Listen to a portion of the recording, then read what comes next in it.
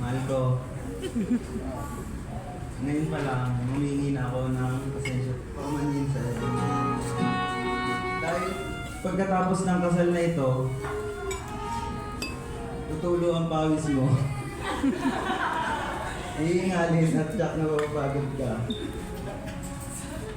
Kalalakad ng mga ID mo dahil magpapalit ka ng apelido.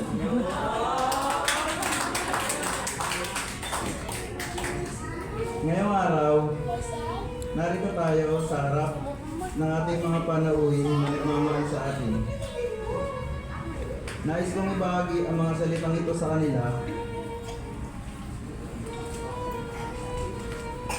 na pangako ko sa iyo, aalagaan kita tulad ng pag-aalaga sa iyo ng mama mo. At poprotektahan kita tulad ng pagprotekta ng papa mo.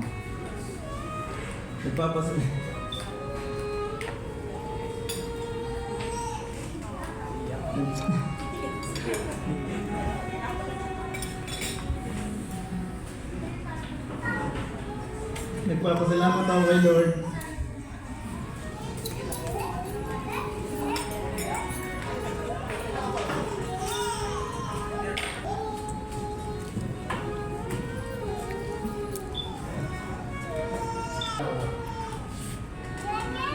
At nagpapasalamat ako sa iyo dahil tinuruan mo ako maging mahusay.